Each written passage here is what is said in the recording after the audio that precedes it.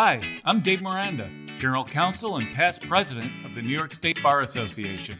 Welcome to Miranda Warnings. You have the right to remain listening. Today on Miranda Warnings, we're very pleased to have Sherry Levin Wallach, the 125th President of the New York State Bar Association. Welcome, Madam President. Thank you. I'm happy to be here. It's great to have you on Miranda Warnings. Is it true that you became president so you could appear on Miranda Warnings? Absolutely. I've been dying to be on this show ever since you started. You should have just asked. You didn't have to go through all the effort of becoming president of the Bar Association. We'd love to have you. We've got so much to talk about. We're very excited about your term that started on June 1.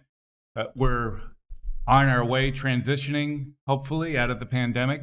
What do you think is the biggest challenge facing our association today?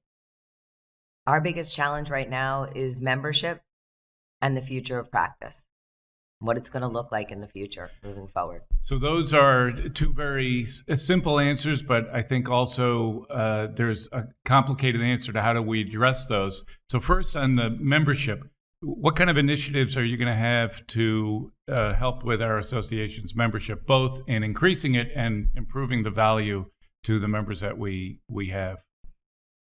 Well, I think the first thing with membership is we have to remember that it's the personal touches that matter.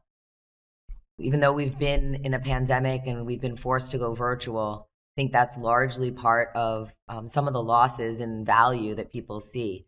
On other front, we've been able to provide great value in our CLE programming, but great loss in our networking and ability to interact with our fellow attorneys and judges. So I started a few weeks before I came into my presidency, traveling around the state and meeting with different bar associations, going to their events now that we're having them, reconnecting with the local bars, and I plan to also reconnect with the affinity bars to hear the issues that are important to them, the issues that they're facing, and how we as a New York State Bar Association can help support them and their membership, which is our membership base as well, moving forward out of this pandemic. As you're traveling around the state and talking to our members and to other attorneys around New York State, what are you hearing is the most important issue, most important concern that attorneys in New York have today? So I think there's a big gap, if you will, in employment opportunities. Or I shouldn't say opportunities. There are plenty of employment opportunities. The gap is in those seeking those opportunities. The firms, I hear, are having trouble finding applicants for their positions. They have openings, and we just don't seem to have attorneys applying for those positions, particularly upstate New York. That's one of their biggest concerns right now. So for those of you who are listening and are an attorney and looking for employment, if you're willing to move upstate New York, Binghamton, Syracuse, Rochester, those firms are hiring and there are jobs there. That's one of the biggest concerns that I'm hearing. I would say the other concern that I'm hearing is obviously a larger increase of the clients who are facing mental health challenges, as well as attorneys facing mental health and substance abuse challenges as a result of the pandemic and being locked down and a change of lifestyle. The clients, we're all are, as a society, I think we know there's an definitely increased focus on well-being because we're seeing that people are going through difficult times and they're fighting and they're going to come out, and I'd like to help them. Well, first, with respect to the employment matter, I should say that the New York State Bar Association has a very fulsome and comprehensive job listing service that is available both to attorneys seeking work, as well as to employers and law firms. Very well received. I know it's used by a lot of young lawyers, law students also, and that's on our website and very popular. The second part, the mental health part, I know is an important issue to you, and I understand that you're looking to form a task force to look at the intersection between the mental health issues and the law. Tell us a little bit about that task force and what you'd like to see our association involved in doing. Absolutely. So this has been something that's been a focus of mine. I think it's particular to my, life experiences as well as my practice as a criminal defense attorney. I see that the gaps that exist in our system to provide support for clients. We also have to take a look at the definitions that we use for disability. Just like a broken bone or somebody who can't walk upstairs, an individual who is fighting mental health challenges, it's the same thing. Similarly, substance abuse, same thing again. Addiction is an illness, and we need to take a look at these things in more depth and how we as attorneys can better serve our client base across the board, not only in the criminal realm, but in any avenue of practice, whether it's family law, elder law, looking at how we can help and better serve our clients by better understanding what it is that they are facing, and also by looking at how we can direct them to support. Of course, when we talk about mental health, there's the need to address the issue for the individual. But when there's mental health issues in the legal system, it affects all of us. It affects everyone, lawyers and non-lawyers. So when we have mental health issues involved in criminal justice system, for example, or in family matters, it affects not only the person that has the issue that needs to be addressed, but an entire range of other individuals. What can our association do to assist in this regard? Are you talking about educational programs? We're talking about some sort of pro bono efforts?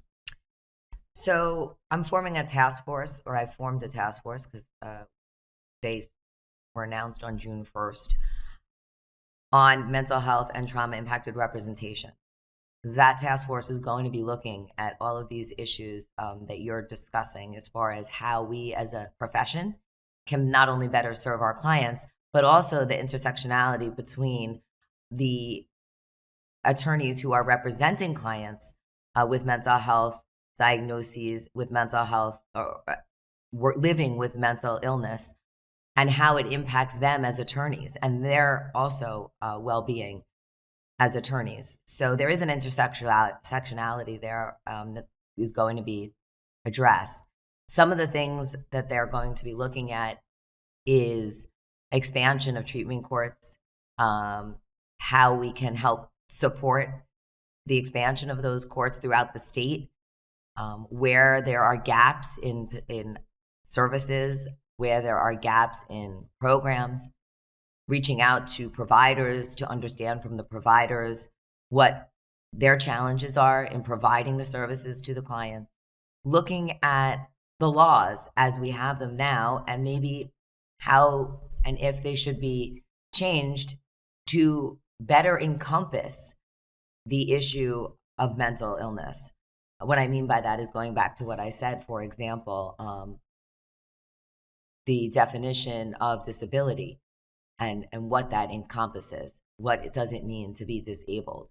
We have also people who are struggling with employment and housing as a result of their fight with mental illness. And what is it that we can do to better provide opportunities for them? Do we need to change the laws so that those individuals who are struggling, or I should say living with mental illness, can live with mental illness and maintain their jobs? They can go to their offices for accommodations, just like they would if they had a physical disability. And they would be granted those accommodations and allowed to maintain their job, as well as supported with what they are living with. Well, it sounds like a very important task force, a very important issue. I know that you have a number of issues that you want to address, one of which involves the U.S. territories that you're going to form a task force, or you've formed a task force on addressing legal issues involving the U.S. territories. Tell us a little bit about both the task force and why you think it's important that the New York State Bar Association be involved in issues related to the U.S. territories. So the issues with the U.S. territories, I started back when H.R. 279 was introduced in Congress. I think it was in May of 2020. Nope, it was May of 2021. We lose track of time in this pandemic, but I started back then educating working with our diversity, equity, inclusion committee. And tell me what HR 271. Sorry, HR 279. 279. Yes. No, well, I'm more interested in HR 271. Tell me about that one. I don't want to just talk about I don't know what that one is, but we'll have to go look that one up.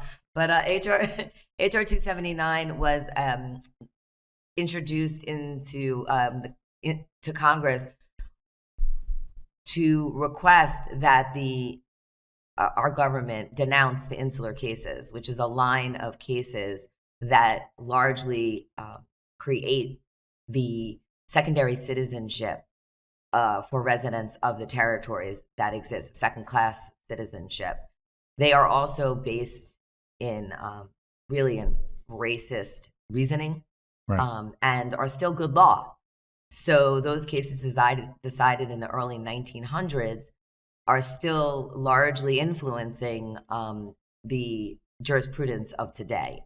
And looking at that, so at that time when that was introduced, I began programs with the New York State Bar Association in conjunction and partnership with the Virgin Islands Bar Association, educating the attorney across really the country and the world. Anybody had access to it. It was done virtually on these cases, talking about the impact of these cases in society today and why it's so important that we take a look at these cases and we denounce these cases. Why does it matter to New York, I think was your question. Right. And let me speak to that. So as I mentioned, these cases are based in racist reasoning. And some of the language used in these cases in referring to the residents of the territories is some of the most horrific language that I think anybody would agree, they've seen written in a Supreme Court decision. Right. And before we get to, and I want to talk a little bit about that language because it is so striking. But we're talking about a group of cases called the Insular Cases that were from the early 1900s. That's correct. And what those cases end up doing is denying citizens of the territories rights that people in the rest of the country have, right? And so there was a recent case before the U.S. Supreme Court, the Viejo Madero, where Social Security benefits were denied to someone that was at one point in New York and then moved to Puerto Rico. When he went to Puerto Rico, he couldn't get his Social Security benefits anymore. And the Supreme Court said, well, because of this case, this is okay. Congress is allowed to do this. And they didn't overturn the Insular Cases. But so I just want to give that. Now let's talk a little bit about the Insular Cases and why they're important. But they do have, even though they're from the 1900s, they do have a current interest in how people are impacted today. So yes, I was going to get to that. I think in order to get there, we have to understand that what you were mentioning, the second class citizenship. It's not only with regard to Social Security benefits. Right. So residents of the U.S. territories are not entitled to federal benefits when they live in the U.S. territories, even if they had lived in the mainland U.S. and moved back to U.S. territories at some point later in their life, worked their whole life on the mainland. Once they move back to the territories, they're not entitled to those benefits. They're also not entitled to vote. They do not have any voting representation in our government structure. While we have representatives like Representative Plaskett from the U.S. Virgin Islands, she is not a voting member. And that was something that was decided early on when the territories were determined to be unincorporated territories. Unincorporated meaning that they were not on a path to statehood. And not being on a path to statehood, and largely the reasoning in these cases we're discussing gave an explanations as to why, which we'll talk about in just a moment. They were denied the same rights that you would have as a resident of mainland. In addition to voting and federal benefits, there's also a distinction between the way that residents of the territories are looked at as far as as far as criminal justice. For example, in Puerto Rico, there is federal law as well as state law. Many of the crimes that people are charged with do fall under the federal law. There's a federal prosecutor who's appointed by the government that they don't have a vote in. So it's a little bit, it's very far-reaching when you talk about what the limitations are that are placed on the residents of the U.S. territories. It's a very deep issue because at the same time, I think largely the residents of the territories early on, and as a result of these insular cases, some of the concern was that the traditions that were held by people in the territories were not Anglo-Saxon enough to bring them into full citizenship within the United States. And then when we're talking about the territories, we're talking about Puerto Rico, U.S. Virgin Islands, Guam, American Samoa, and Northern Marianas. Yes, those are the ones we're talking about. And each one has their own unique struggle. But overall, all of these issues are coming to be. So, for example, to get to your point, Viejo Madero, which was the case that was just decided by the Supreme Court, 8-1 decision, unfortunately, not in favor of Mr. Viejo Madero, who was a Puerto Rican man who lived his entire life in New York, and hence a connection to New York, which I'll get to a little bit more in a moment. But he was a New York resident his entire life, ended up on SSI, ended up deciding to move back to Puerto Rico to be near his family since he was a disabled man. And it was easier, right, to live with where you have access to family and people who can help you. Continued to receive his benefits until he was then sued by the U.S. government. I believe it was somewhere in the range of $28,000, $29,000 that he needed to return to the U.S. government in benefits that he was not entitled to receive since he had returned to live in Puerto Rico. But what he would have otherwise been entitled to Correct. if he had stayed in New York or any other state of the union. That's correct. And so that case there are a number of cases also kind of following in the heels of Viejo Madero, where I think we hope, and we do have hope, that we will have an opportunity to address these issues. The Fitzmanu case, which Judge Gorsuch references in his concurring opinion to Viejo Madero, is coming, I believe it's in the amicus, the cert stage right now. And that case focuses directly on the question of citizenship involving a gentleman from Utah. And so that case should be the next case, I believe, that they will hear. And based on Judge Gorsuch's concurrence and the language that he put forth in that concurrence, we have hope that he, in addition to Judge Sotomayor, who was the sole dissenter in Viejo Madero, sees now the harm that the language in these insular cases has and the harm that it has on the residents of the territories as far as the decision that was made and the power that was given to Congress to create this secondary citizenship. And just to put a point to that, Gorsuch, Judge Gorsuch, who was with the majority to deny those benefits, cited the insular cases and said that was a precedent that should be overturned, just not in this particular case. Correct. And so there's some, I think, a clear indication that if there was a case, the next case that comes before the court that seeks to overturn these insular cases from the early part of the 20th century, that he certainly would be supportive. It would appear as though Justice Sotomayor would be supportive of overturning.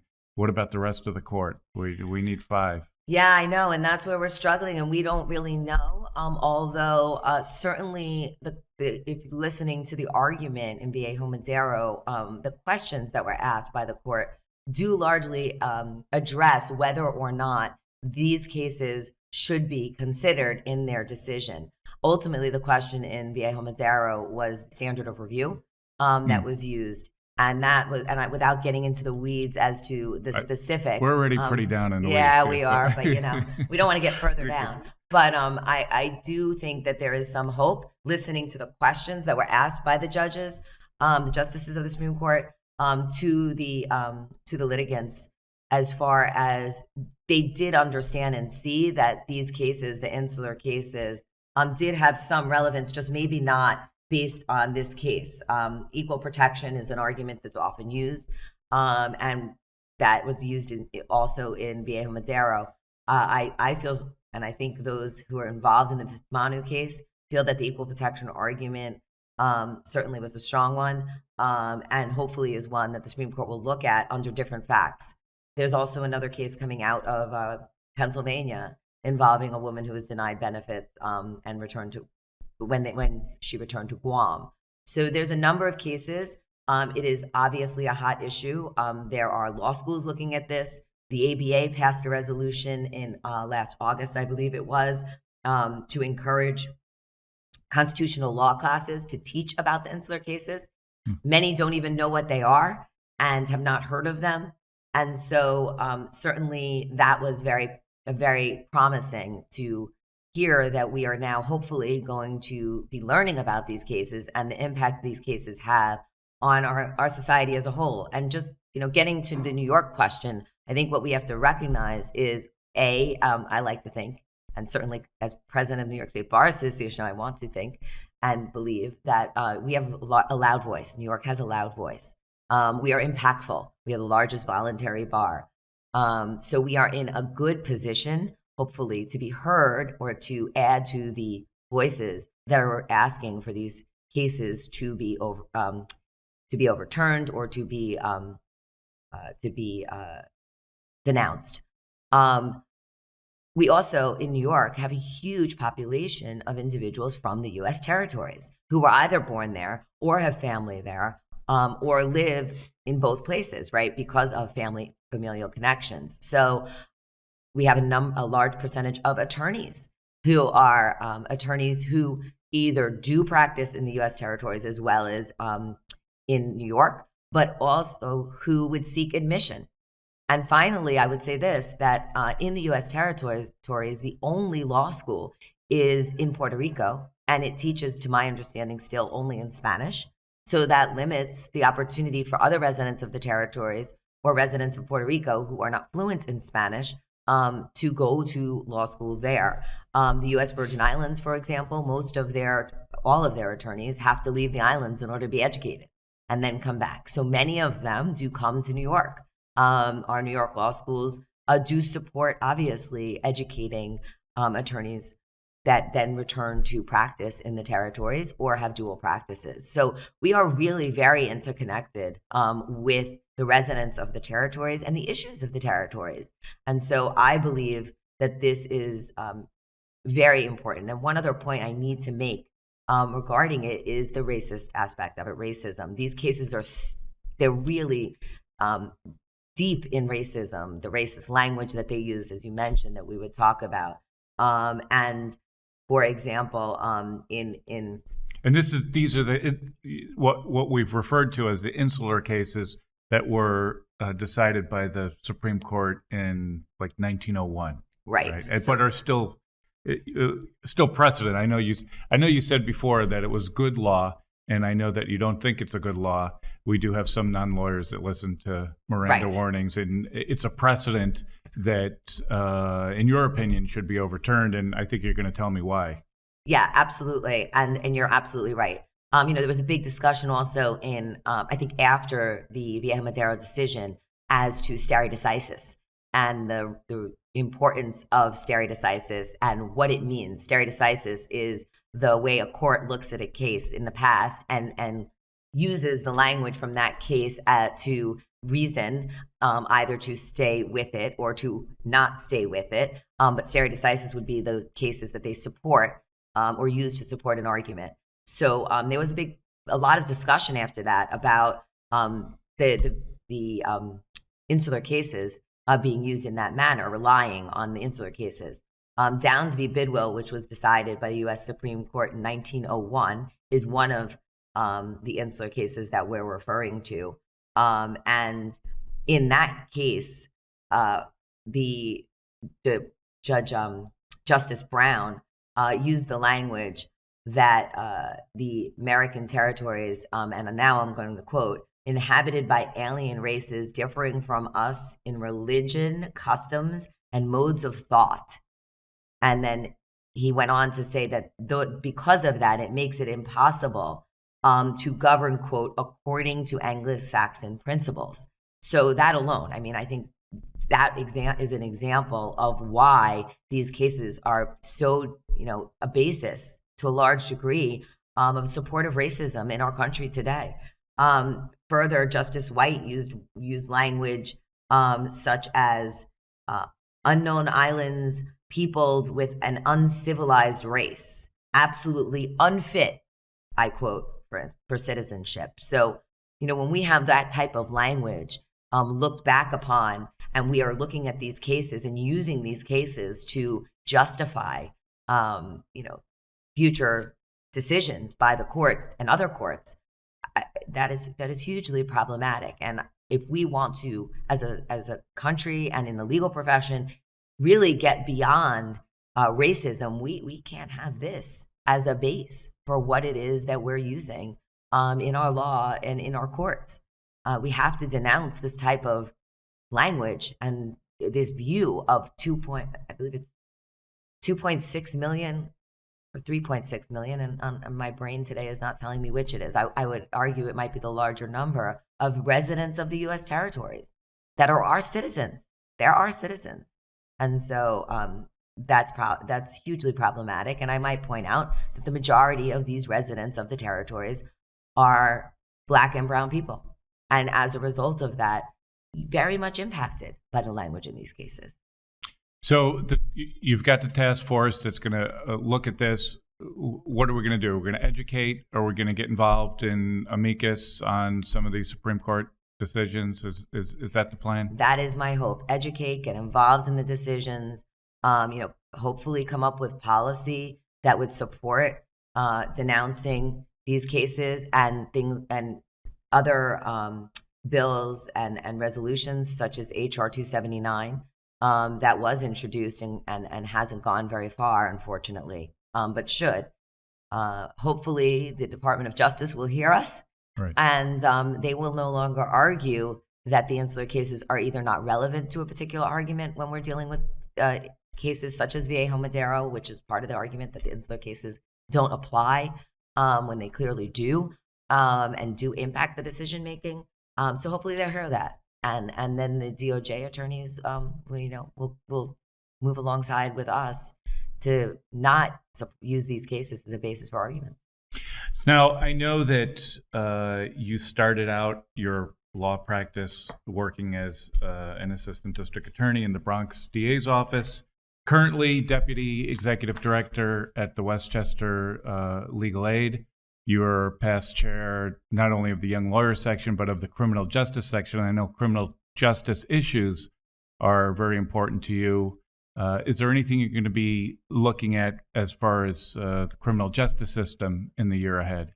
Absolutely. And yes, it is. It's been the majority of my practice throughout my years, and criminal defense since, for the last, almost 21 or so years. After leaving the district attorney's office, I went for a small time into civil practice, but then when I opened my own practice, it was largely criminal defense focused.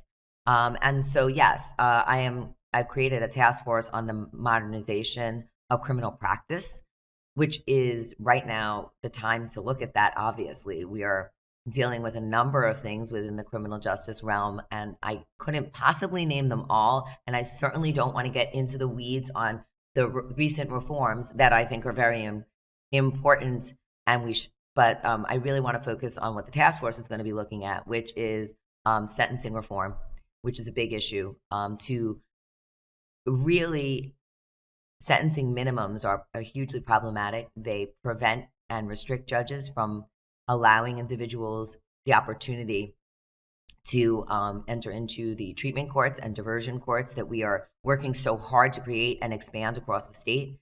And that's just one of the many issues. Right, and what you're talking about would be someone commits a crime and a judge is forced to provide a mandatory minimum sentence. Correct. Rather than send them to some sort of a treatment program that perhaps could help them. That's correct. That's right. Correct. And so they'll be looking at that. They'll also be looking at the ability of the courts to move forward into the modern world, if you will. E-filing is a big issue for criminal courts. We don't have it in the state courts in New York yet. There are some pilots on the horizon, I would say. But our court system in New York State, our criminal court system particularly, is very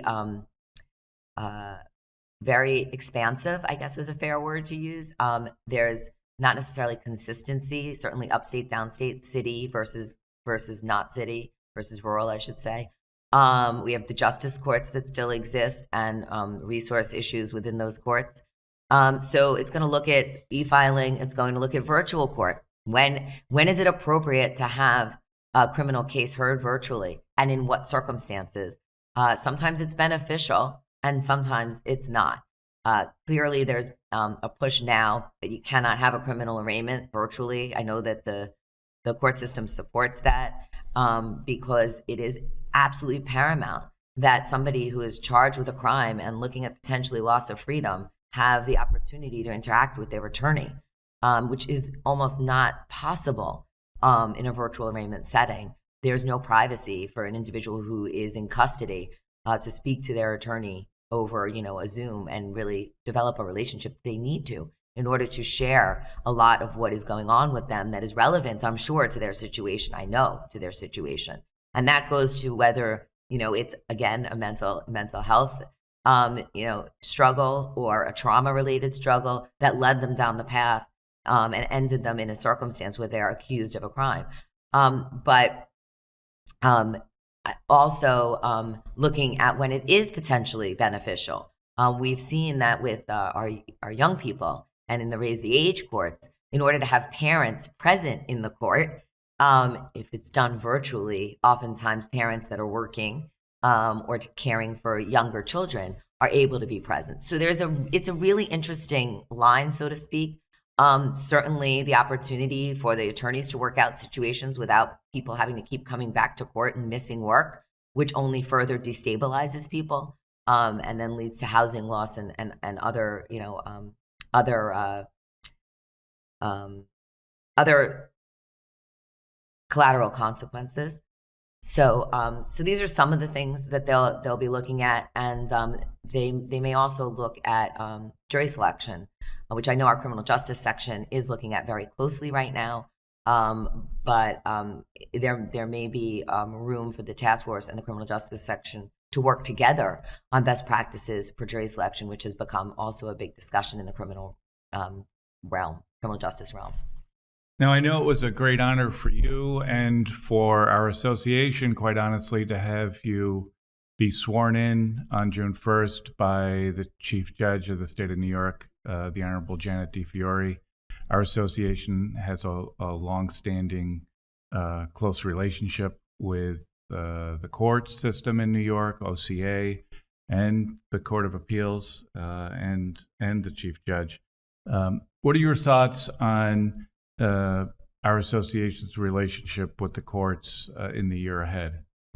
Well, I think we all have to work together, right? We are all the larger legal system in our state. And so we, as an association, have a history of always trying to work together with the courts, with the chief judge, and the administrative boards to find meeting of the minds on issues.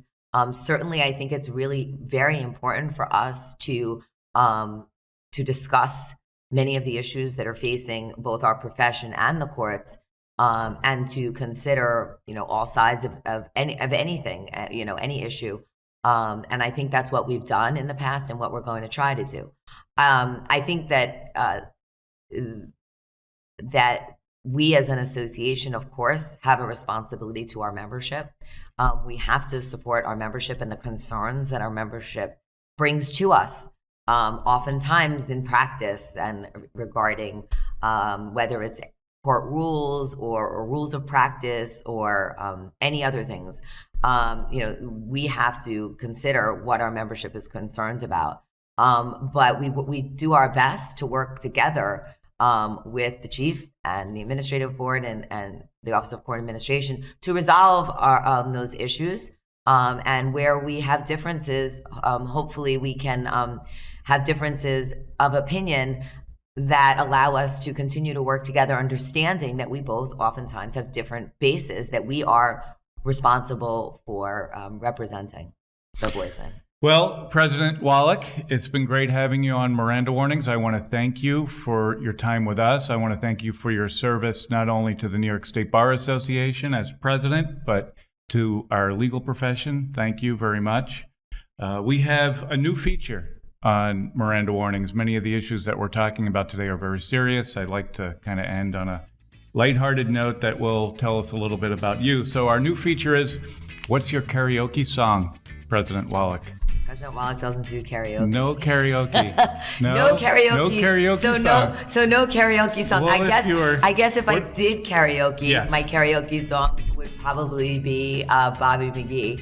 But Bobby McGee, we'll take it. But I don't do karaoke. Well, President Sherry Levin Wallach, 125th President of the New York State Bar Association, good luck to you. And thank you again for being with us on Miranda Warnings. Thank you so much for having me. I look forward to doing it again in the future. This has been Miranda Warnings, a New York State Bar Association podcast. You have the right to subscribe, rate, and review.